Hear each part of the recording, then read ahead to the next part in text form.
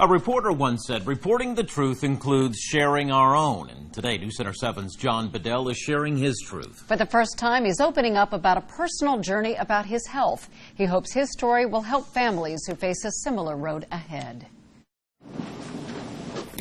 In local TV news, how we present ourselves matters. A bright tie, hair, makeup, a crisp blazer, all for a sharp image. But I'm opening up about something you probably don't see. I have Tourette's syndrome. It's taken a lot for me to say that out loud and publicly. Frankly, I've never really liked talking about my Tourette's. It brings up uncomfortable conversations and questions and unfortunate jokes. But that all changed just a few weeks before Christmas when one of my favorite reporters, David Begnaud at CBS, did a story opening up about his journey with Tourette's. We talked about that in a one-on-one interview. And all I wanted to do was help other people. I mean, who else wants to talk about why you walk around looking a little silly? Why you know, twitch your head or twitch your tongue? I mean, you know, it's not your most attractive attribute, so to speak, but it's a special attribute. You know why?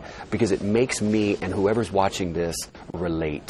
Brett Tibbetts and Alex Bryant can relate. They have Tourette's. Their journey's been tough at times. Probably a couple jokes, I want to say junior high time, you know, where people were thinking like, oh, so you're the kid that's going to blurt out cuss words. So when I was in second grade, there were a lot of kids that prevented me from having a lot of friends because they were really scared. But they've overcome and are thriving. Tourette's isn't a limitation, it's a launching pad.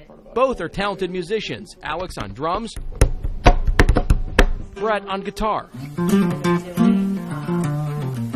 I see myself in Brett and Alex. My tics started in first grade. By fourth grade, I was worried. You came to me and said that, you know, Mom, it was starting to bother you. Why is this happening? I need to find out. My journey with Tourette's syndrome officially started right here at Rainbow Babies and Children's Hospital in Cleveland, where I'm from. We came here for this story to reconnect with the pediatric neurologist who diagnosed me 21 years ago this summer. Good to see you. Good to see you. Dr. Max Wisnitzer was the first person to tell me my tics were caused by Tourette's syndrome. It's a chronic tic disorder with a genetic component and no known cause. There's not one specific gene that we can say, this is a Tourette's gene. It's thought to be combinations. But what's thought to be at the bottom line is a control system that is in place in the brain. Tics are random, uncontrolled movements and vocalizations. Noises such as throat clearing, sniffing, and snorting, or motor activities such as eye blinking, head shaking or movements, shoulder shrugs. Tics are not seizures, and we don't all shout obscenities. In fact, less than 10% of people with Tourette's do. And that's what most people believe, which is really a myth. That's the exception to the rule. Tics get worse with stress or excitement and less severe with age. Medication can help, but I've never taken any. My eyebrows frown and jump, my eyes close and dart around. I have head nodding and vocal tics, too. But focusing on my on-air work is one of the things that stops them. And also on our WHIO News app. When you're on the air, you're focusing on something else, and the tic basically is not important because you're doing something, your mind is in a different place. Dr. Wisnitzer told my family years ago, knowledge is power. If you're an informed consumer and understand what's going on, then basically you're in control. It was almost like talking to an old friend. It was almost he was telling us, see, I told you it was going to be okay. He's going to turn out all right. Sure enough, he was right 21 years later. Remember how I said I see myself in Brett and Alex? Just listen to what Brett's mom and my mom said. It's a part of you. It doesn't define you. And I shared with you that time back in fifth grade that when I see you, I just see John. I don't see Tourette's. But like I've always told Brett, it's a part of you. It doesn't define you. You know, it makes you who you are. Tourette's isn't a bad thing. Just makes us unique. For an interview like this, if this can serve as any sort of guidance to someone who has Tourette's who's maybe not quite so comfortable with it or is newly diagnosed, Same thing. I can do the same thing as you can do. You just happen to have Tourette's syndrome. Yeah. I sent David Begnaud a thank you on Twitter after his story. I was thinking about sharing my journey, but still hesitant. He wrote back, barrel through those barriers so that you too may inspire someone. That spoke to my heart and got me thinking about a teal bracelet from the Tourette Association of America that I wear every day that reads, Inspire. It's time to pay forward the inspiration David gave me. Why not, if it can help someone else? And then I heard from you. And if it can help you, and you doing this story helps someone else, you know what? That's a great thing about being a human being. helping others. I want to do more of it. I find it infectious. That's a spirit we could all afford to catch more of these days. John Bedell, News Center 7. If you want to learn more about Tourette syndrome, the Tourette Association of America is a tremendous resource for information. We have links to the TAA's social media pages in our web extra story at WHIO.com. And join News Center 7's John Bedell and Kate Bartley for a special Facebook Live tonight at 7:30. They're going to talk more about John's story and answer your questions on our WHIO Facebook page. It could have been so easy for this Franklin teenager to have listened to the naysayers, those people who did not give her much of a chance. But as News Center 7's James Brown reports, faced with a mountain of obstacles, this young lady proved so many wrong and is in the process of making a difference in ways she never imagined. On the road of life, every day, people face challenges. We fail, we succeed, we get knocked down. And if that story ever needed a main character, Lexi McGregor would be on the book's cover. She was born premature. Cindy is Lexi's mom. She's my rock. I don't know what I would have done without her. From the beginning, it was just Mom and Lexi. She's the one I look up to because I want to be like her. As for Lexi's father, he dodged, ducked. He was the perfect deadbeat dad. Him not being there, really, it is sad, but I know that this has helped me become who I am. This spring, Lexi graduated from Franklin High School. She was her class valedictorian. In her speech to her class, listen to the part she felt was the most important. We should be thankful and have pride in the community we come from, because one great aspect of growing up in Franklin is we always have a place to call home and people to call our friends and family. Lexi's challenges and struggles outside the ring have drawn so many parallels to what happens inside these ropes. Say life has taught her about boxing. In the first grade, Lexi got held back. She was embarrassed, but kept fighting. And eventually it clicked. Report card after report card, nothing but A's. She sets the example and people rise to the challenge. Principal Kelly Fromm remembers Lexi saying in the 7th grade, her goal was to be the class valedictorian. But in terms of work ethic, she's our #1 in our class because she worked harder than every other kid at Franklin High School. Lexi's drive and motivation. Anything I do, I try to do it with all my 100%, all my heart. She got that from her mom. Together, they managed to knock out so many of the challenges they faced. And this is what she got from her dad. I'm never going to look my kid in the face and say that I'm going to be there for you and then not be there. As Lexi reflects on the struggles and challenges, life's left hooks have only made her stronger. And you cannot ignore the fact Lexi's left hook in the ring is equally as impressive.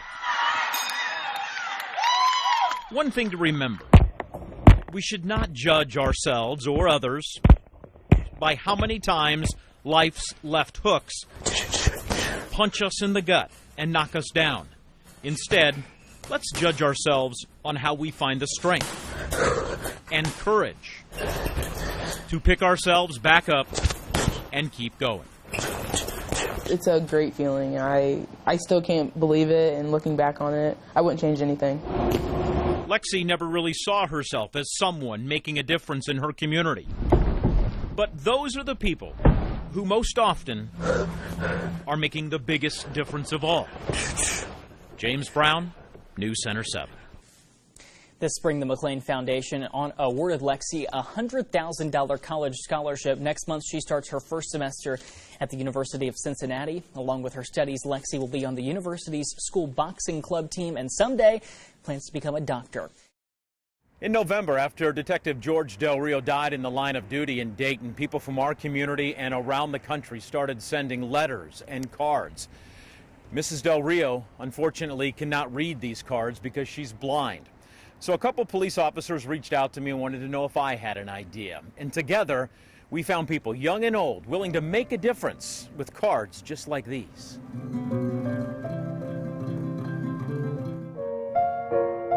When something as tragic as this happens, we struggle to find the right words to say. And with our spirit, when we try so hard to help ease a friend, a loved one, or even a stranger's pain, sometimes it's just easier not to say anything at all. But we cannot ignore the power of the written word. Somehow words open the heart and touch the soul. My name is Abby. Abby Flory is 10 years old. This Bellbrook fourth grader never met Detective Del Rio or his family. Because I felt bad because George Del Rio died. She wanted so much to put her thoughts on paper. Dear Del Rio family, we all feel bad. One sentence turned to two. I want to write this letter to you because I saw my dad pray. She wrote her letter after seeing her dad pray for George. He was great for us because he was a good cop for Dayton. She just wanted to let Mrs. Del Rio and her family know. But Abby was not quite finished. She took her letter to school. Quincy Howell. So every one of her classmates Elias Hamilton. in Mrs. Smith's fourth grade class Riley Mason. could sign it too. Oliver Sanford. Peyton Jones. Jackson North. What you are looking at here are hundreds of letters and cards people sent to Mrs. Del Rio and the Dayton Police Department, and they keep coming. The department and the Del Rio family allowed us to take some of these. Dear police officers. So people can take the words on paper and help create an audiobook of sorts for Mrs. Del Rio. It says, thank you for protecting the city. So sorry for your loss. That card Denise read came from Dayton Children's Hospital. Here at the Golden Nugget in Kettering, I almost never had to ask folks twice. Jacob writes, thank you. If they would read a card or two aloud. It says, dear Dayton Police Force and family. Our thoughts and prayers are with you all during this time of loss. And listen as Defina read a note from a little girl in Huber Heights. Violet wrote, you guys helped save the whole world. You guys are the best. Thank you so, so much for always having our back. Thank you for helping us. Thank you for keeping us safe at school. Your friend, Elena. No matter the author's age. This is from Beth Gainey of Springfield, Ohio. Or the person here reading it. They wanted to make sure it was right for Mrs. Del Rio. Wishing you peace to bring you comfort and courage to face the day ahead, loving memories to hold forever in your heart, sharing in your sorrow, and sending caring thoughts your way. None of the people who read these notes and letters have ever met the Del Rio family, but each in their own way feels a sense of loss and heartache. To honor and remember as you mourn this loss, know that others mourn with you too. Thinking of you with sympathy, our deepest condolences, the Springfield police wives. What we also found was when people read these, some could not help but share their own emotions. And to know that this family lost this great man, and our community lost another great man, it was sad. It's very heartfelt, loving, precious. I see a bunch of kids who, despite the news, look up to and adore police officers. Reagan Aunt. Maxine Skills.